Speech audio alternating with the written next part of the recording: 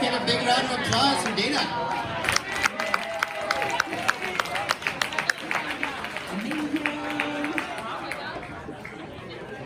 Hello everyone and welcome to Dating with Scrum. If you don't know what Scrum is, that's okay. I'm here to explain that to you. If you do know what Scrum is, you're probably a programmer, a developer, or you're in the tech space, and you don't know what dating is, and I'm going to explain that to you. I'm sorry, is that way too soon to start roasting you? I'll let you warm up into it, I promise. So I'm Dina, and I'm the host of the Sweet Light podcast, and I'm also a dating coach. And, oh no, where's my little wand? Where's my wand? Rory. Rory, I need my wand. I'll find it. On it, thank you. So I am a zoologist by trade. My background is in animal behavior, and I got my degree at Oregon State. Go Beavs. I know none of you have been there, but it's beautiful. Thank you. Oh my God. That's incredible.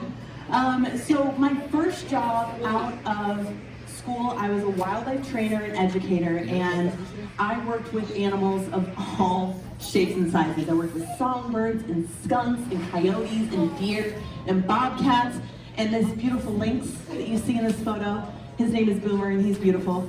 And really I raised animals for TV and film. So animals that were on, has anyone ever seen The Hangover 3? Yeah, okay, well, for those of you that haven't, you don't need to see it. There's a beautiful giraffe, and his name is Stanley, and I raised baby Stanley, and he got, thank you so much, oh my God, asking you shall receive. So I raised baby Stanley, and I bottle raised him. He was 6 feet tall at birth, and he was on this movie, and he got pulled along by this car in the trailer, and he got his head chopped off by the freeway overpass, right? And we just glued it back on. It was not a big deal. He lives a very cushy life in Malibu Wines. He gets like fed on safari tours. He's perfect. But baby Stanley, right, he got raised in a way that was totally unnatural. But his parents, who were in a captive breeding setting, were paired together in mate selection. And so I got to be a part of this mate selection process, right?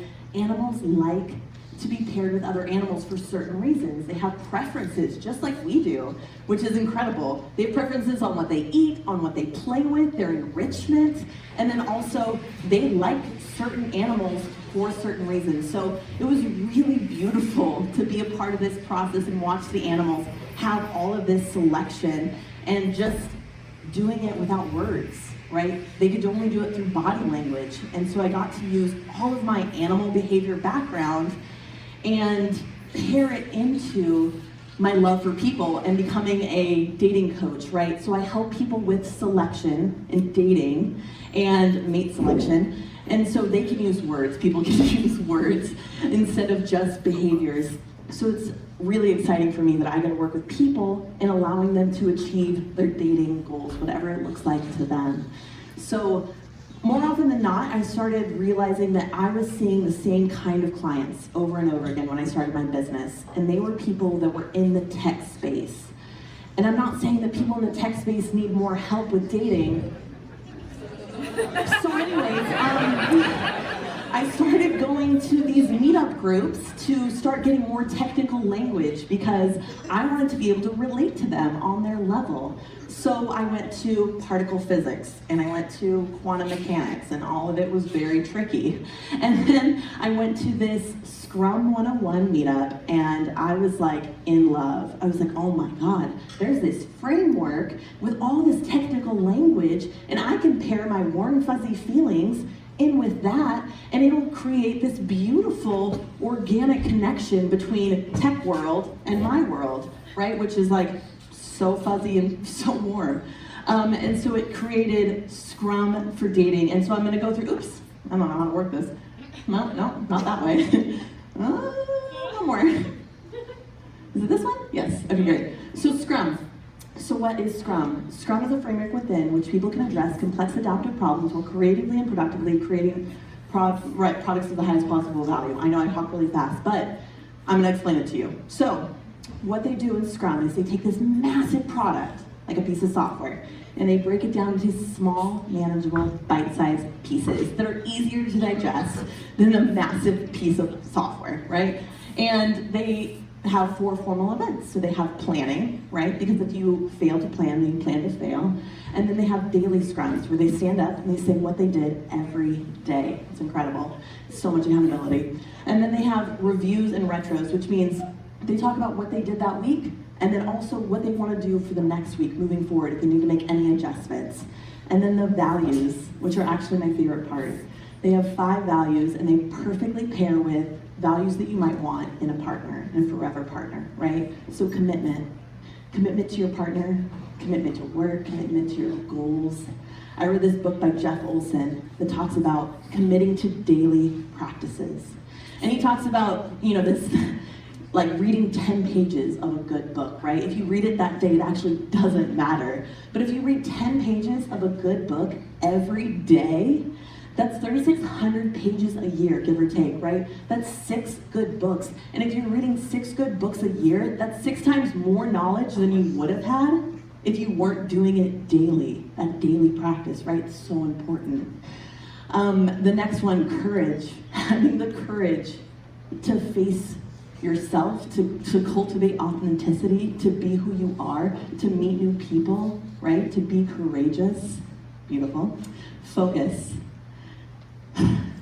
I remember when I was like 3 years ago scrolling through Instagram, talk about focus.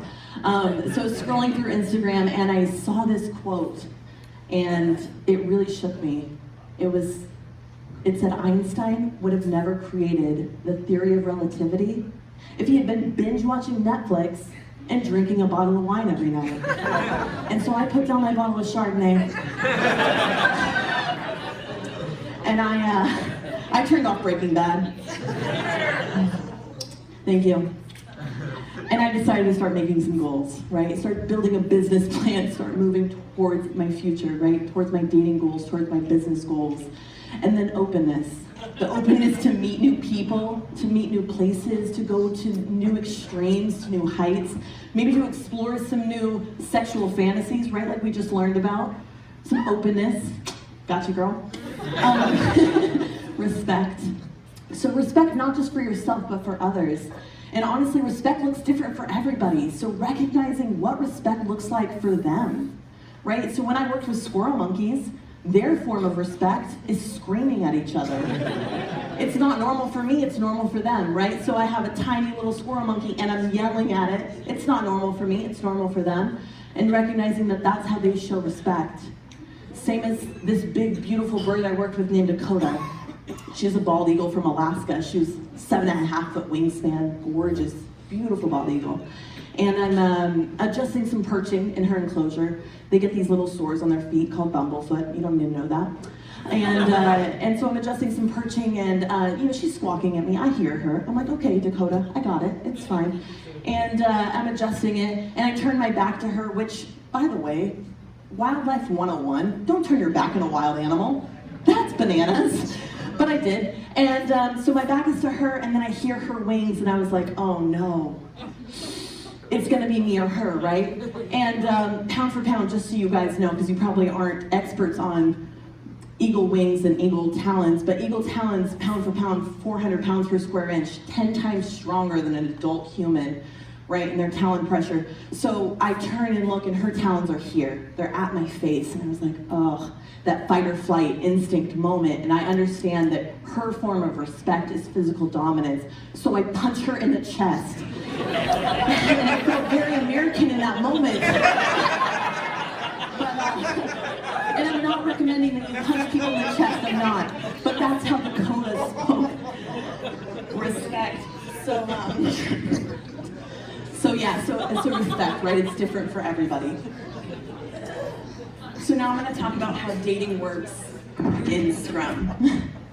So I'm going to go through some definitions, talk about how that works, and then we'll go through the process. So dating with Scrum, the development team, they're the ones doing the work. And I'm sorry to all the product owners, but honestly, the development team is the one doing the work, doing the coding. That is you. You're the ones, right? Woo! Yes! You're the ones. The Scrum Master is anyone you're accountable to. So that could be me, your dating coach, right? It could be your friend, it could be your mom. Hopefully not your mom, hopefully someone else. The sprint planning is planning what you want to do. What is your dating goals? What does it look like to you, right? The product is a confident, relationship-ready individual. And for some of you, that might take a really long time, especially if you're in the tech space. And for some of you, it might not, right? Just a little more roasting. The daily scrums can look like something like journaling or maybe talking to your accountability partner. Your sprint review and your sprint retro are exactly the same. It's just gonna be talking about your week, what it looked like for you, and what you wanna adjust moving forward. The backlog is just the items. So in an actual sprint, they would be like coding items, right? Things that you need to get done. But in dating, it might look like something like making eye contact with everyone you come into contact with that week. And some of you aren't great at that, right? You're like, I don't want to make eye contact with my barista at Starbucks because that's terrifying. And I'm going to work you up to giving your number to them because they're gorgeous and you should do it. So this is the process. This is how it works. You're gonna create goals, right? Whatever your goals look like to you. It could be like finding the one. It could be maybe just getting yourself out there. It could be finding second dates because you go on a lot of first ones. The second ones are tricky.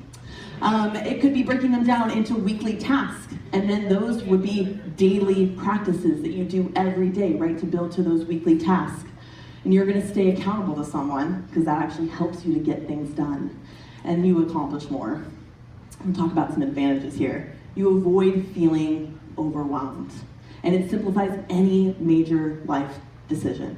So I remember when I moved from LA to Chicago, and I didn't have any of these practices in place. So I moved all my stuff in the moving van, and I showed up in Chicago, and I actually had no idea how to get electricity for my apartment, which they said was in Lincoln Park, which I'd never heard of, and I took the CTA in the wrong direction, 3 stops. I finally went the right way, got out in my sandals in the snow because I didn't have snow boots because I'd never been to Chicago before. I'm from California, and no idea how that worked. And then they're only open from 10 to 2 on a Wednesday, so I had no framework, right? I had nothing. And this would have helped me so much to simplify any major life decision. And it allows you to grow your own pace and has check-in points and accountability. I think that if you have anything that you're doing in your life that's major, that's huge, know that you don't have to be overwhelmed, that you don't have to have it be so massive that you can't break it down. You can literally do anything you want to do. And if you need help, reach out. I would love to support you. Thank you.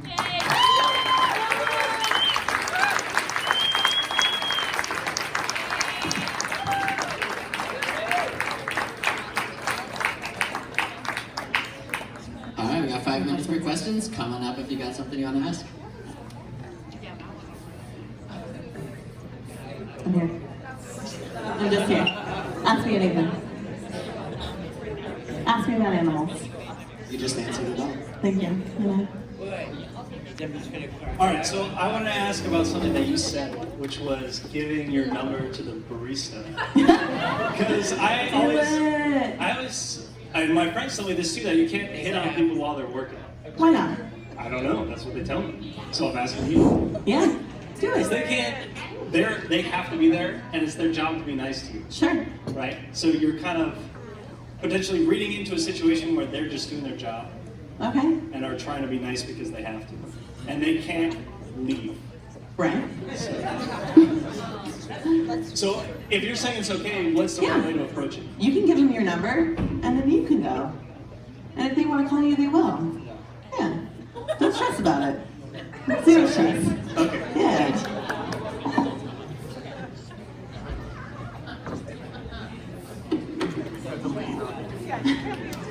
You have to leave. Yeah. Hey, how's it going? Hey. So I have 2 questions. Yeah. I think it's related to the topics. Closer. How do you handle heartbreak, and how do you handle the idea that you don't feel enough for somebody else. Sure. Okay, so he said, how do you handle heartbreak? And how do you feel like you're not enough for someone? How do you handle that? So heartbreak, I think, is something that we all feel, right? Everybody has felt heartbreak at some point in their life. But you have to recognize that it's not you. It's their thoughts about you, right? So you are enough for you.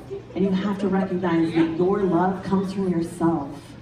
And if you love yourself, it doesn't matter what other people think about you. It doesn't matter what they say about you. It doesn't matter what they do to you, because you are enough for you. And then what was the second part? Sorry, I'm drinking. How do you get over the idea of not feeling enough for someone else or yourself? Yeah, okay, so if you don't feel like you're enough for someone else, that's them. That's not you. Like, you are enough for you, and your match, your person, your partner is gonna love everything about you. Like, you are enough for someone. You maybe haven't found that one yet. That's okay. They're out there. Awesome, thank you so much. You're welcome.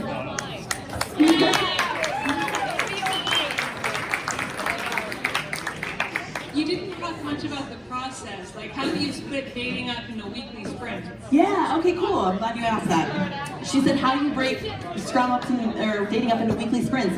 So it depends on the person, right? So if it's for you, like, if you're like, hey, I really want to find my one, right? Then you would maybe do like week-long sprints of making eye contact, smiling at someone, giving your number to 7 people, or whatever it looks like to you, and then going on 3 dates a week. So it's totally different for each person, whatever they need. It's individualistic. And so I've broken it up for several people in so many different ways. Maybe it's like going on Bumble and like swiping for 7 hours. I don't know. Like whatever it is for you, right? And it's different for each person. So yeah, thank you. That was a great question. So, what's the most important Scrum ceremony? I'm sorry? What's the most important Scrum ceremony? I think so. I've never done Scrum, just as like a first and foremost. I'm not in the tech space, not even a little. I'm like baffled by technology for the most part. I'm like amazing that I got this to work. But I think that for me at least, for my process, it's the daily practice, right? So it's like doing whatever you say you're gonna do and doing it daily.